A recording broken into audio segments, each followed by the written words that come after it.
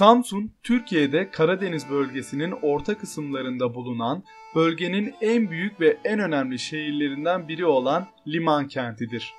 Şehrin geçmişi binlerce yıl öncesine, çok eski zamanlara dayanmaktadır. Tarih boyunca her zaman önemli bir yerleşim yeri olarak kalmıştır. Bu şehir aynı zamanda Atatürk'ün 19 Mayıs 1919'da ayak bastığı ve Kurtuluş Savaşı mücadelesini başlattığı kent olmasından dolayı Türkiye için ayrı bir öneme sahiptir. Bu videoda bizler için önemli bir şehir olan Samsun'da nereleri gezebileceğinizi anlatacağım. Samsun'daki gezilecek önemli tarihi ve turistik yerleri anlatmaya başlamadan önce videoyu beğenerek ve kanalıma abone olarak bana destek olabilir, bu ve benzeri videoların devamından haberdar olabilirsiniz. İyi seyirler. Samsun'un İlkadım ilçesinde 2013 yılında açılan Samsun Kent Müzesi son derece teknolojik ve güzel bir müzedir. Müze binaları tarihi bir geçmişe sahiptir. Kent Müzesi binalarını oluşturan iki ana ahşap yapı 1928 yılında Samsun-Sivas Demiryolu İnşaat ve İşletme İdaresi ve Devlet Demiryolu Lojmanı olarak inşa edilmişti. Bodrum üzerine iki katlı olan ahşap yapıların zemin katları idari ofis, birinci katları ise lojman olarak kullanılıyordu. İşte bu binalar yıllar sonra Samsun Kent Müzesi olarak hizmet vermeye başladı. Samsun'un tarihi geçmişi çok eski zamanlara dayanmaktadır. Bu müzede Samsun'un tarihi, sosyal, kültürel, ekonomik yapısı gibi pek çok bilgiye ulaşabilirsiniz. Samsun hakkında kapsamlı bilgi sahibi olmak için kente gittiğinizde mutlaka gezmeniz gereken yerler arasındadır.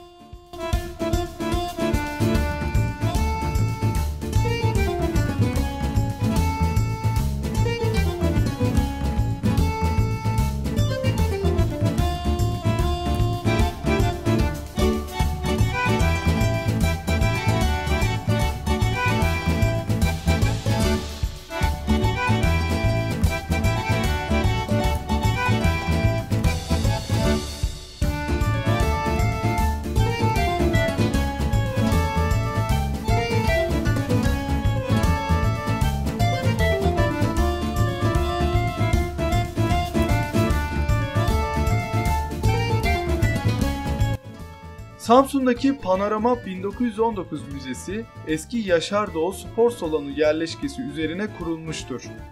Normal müzelerden çok farklı bir yapıya sahiptir. Müzede 44 projeksiyondan yararlanılarak yapılan dijital gösteri merkezinde 1071 Malazgirt Zaferi'nden Türkiye Cumhuriyeti'ne giden süreçte kazanılan tarihi zaferler görsellerle anlatılıyor. Ayrıca müzenin diğer bir özelliği ise Türkiye'nin en büyük yağlı boya tablosunu içerisinde barındırmasıdır. Panorama 1919 Müzesi'ni gezmek için müzeye belirlenen saatlerde gelmeniz gerekiyor. Sizi müzede bir grup olarak gezdiriyorlar ve gezme süresi ise yaklaşık 1 saat kadar sürüyor. Amazonlar dünya genelinde ün salmış savaşçı kadınlardır. Yaşadıkları yer ise günümüz Türkiye topraklarıdır. İlk yerleşim yerleri Karadeniz'deki Temskayra şehridir. Burası günümüzde Samsun'daki Terme ilçesi olarak düşünülmektedir. Samsun coğrafyasında M.Ö. 2000 ile 1000 yılları arasındaki tarihsel süreçte yaşamış şehirler ve kent devletleri kurmuşlardır. Samsun'da Amazon kadın savaşçılarının anısına bir müze ve yapay bir Amazon köyü bulunmaktadır. Burada Amazon kadınlarının heykel, silah ve eşyaları sergilenmektedir. Deniz kenarında bulunan müze, Samsun'un en ilgi çekici müzelerinden biri olabilir.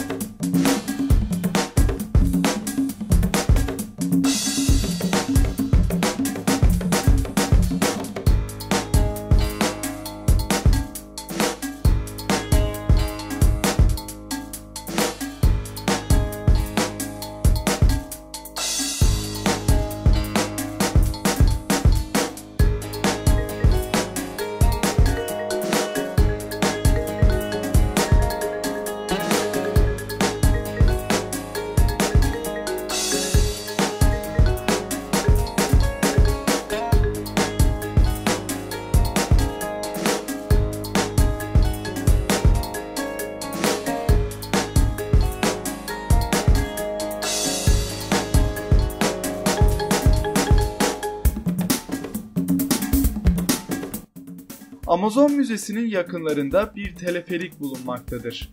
Bu teleferik çok uzun ve büyük olmamakla birlikte karşıda bulunan tepeye çıkmak için kullanılmaktadır. Teleferiğe binip karşı tepeye çıktığınızda güzel bir manzarayla karşı karşıya kalırsınız. Burada güzel fotoğraflar çekebilirsiniz. Ayrıca tepede bulunan mekanlarda bir şeyler yiyip içerken çevrenizdeki eşsiz manzarayı seyredebilirsiniz. Samsun dendiği zaman aklımıza ilk gelen şeylerden biri hiç şüphesiz Atatürk'ün Samsun'a ayak basışı ve Bandırma vapuru gelecektir. Bandırma vapuru 1878 yılında İskoçya'da yolcu ve yük gemisi olarak inşa edilmiş ve bir şirket tarafından 5 yıl kullanılmıştır. 1883-1910 yılları arasında kuru yük gemisi olarak görev yapmıştır. Bandırma vapuru 16 Mayıs 1919 günü 9. Ordu Müfettişi Mustafa Kemal Atatürk ve 18 arkadaşını İstanbul'dan alarak 19 Mayıs 1919 günü Samsun'a ulaştırmıştır. Sonrasında ise posta gemisi olarak hizmetine devam etmiştir. Bandırma vapuru 1925 yılında çok eskidiği için hizmet dışı kalmış ve parçalara ayrılarak sökülmüştür. Günümüzde Samsun'da yer alan Bandırma Vapuru Müzesi, Doğu Park sahili ve alanı içinde müze gemi olarak 19 Mayıs 2003 yılında ziyarete açılmıştır. Müze olan Bandırma Vapuru gerçek Bandırma Vapuru değildir. Ama gerçeğine birebir benzer şekilde adeta bir kopya olarak yeniden inşa edilmiştir. Samsun'a yolunuz düştüğünde Bandırma Vapuru Müzesi gidip görmeniz gereken yerler arasında belki de ilk sırada olması gereken son derece güzel bir müzedir.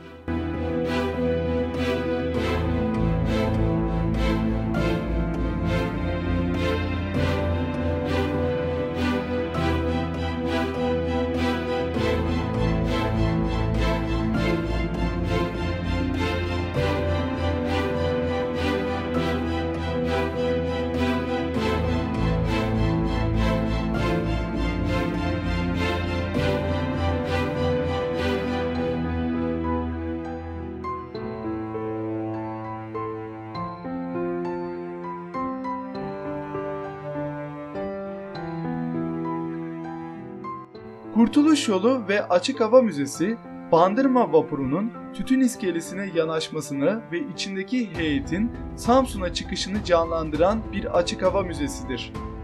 Bandırma Vapuru ile gelen Atatürk ve beraberindekilerin kim oldukları ve görevlerinin neler olduğunu anlatan yazılar ve heykeller Açık Hava Müzesi'nde sergilenmektedir.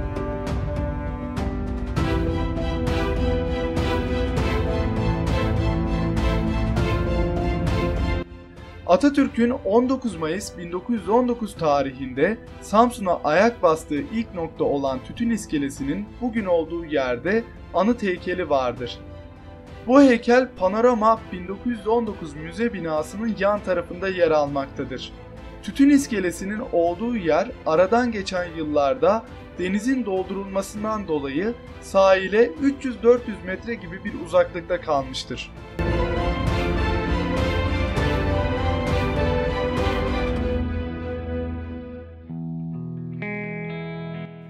Kale Mahallesi, Mecidiye Caddesi üzerinde bulunan ve günümüzde Samsun Gazi Müzesi olarak hizmet veren bina, tarihi bir binadır ve 1902 yılında inşa edilmiştir. Uzun süre Mantika Palace adı ile otel olarak kullanılmıştır.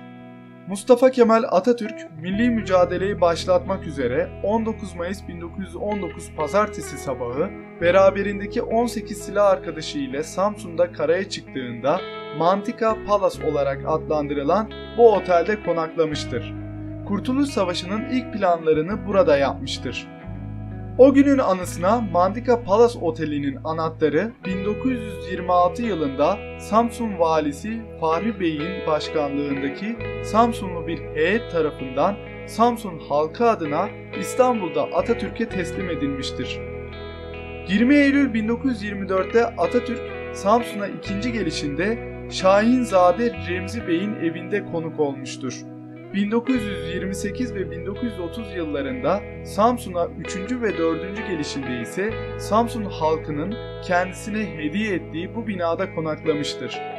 Atatürk'ün ölümünden sonra kız kardeşi Makbule Hanım'a geçen bina 13 Eylül 1939'da Samsun Belediye Başkanlığı'nca kamulaştırılarak 5 Ekim 1940 tarihinde Gazi Müzesi olarak ziyarete açılmıştır. Müzenin alt katı önceleri Atatürk Halk Kütüphanesi ve Samsun Oda Tiyatrosu olarak hizmet vermiştir. 1995 yılında Kültür Bakanlığı'na devredilerek yeniden düzenlenmiş ve 1998'de tekrar hizmete açılmıştır. 2006 yılında son kez yenilenen müzeye Samsun'daki Atatürk Müzesi'nde bulunan koleksiyonların da taşınmasıyla binanın tamamı Gazi Müzesi olarak ziyaretçilere açılmıştır.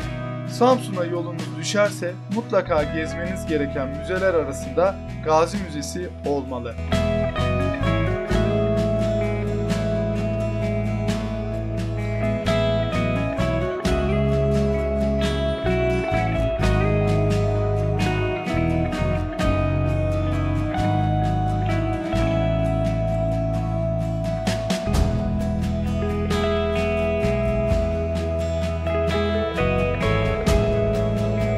Samsun'daki hayvanat bahçesine gitmek isterseniz kurt, deve, ayı, aslan gibi pek çok hayvan türünü canlı olarak görebilir ve onları izleyebilirsiniz.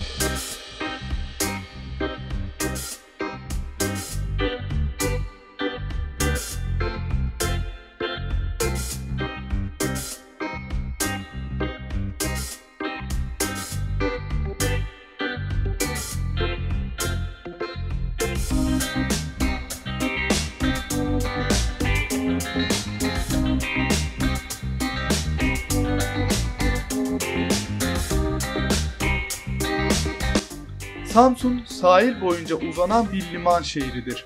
Günümüzde nüfusu yarım milyonun üzerine çıkmıştır ve büyük bir şehir haline gelmiştir. Samsun'da sahil şeridinde tur yapan gemilere binerek şehrin manzarasını denizden seyredebilirsiniz.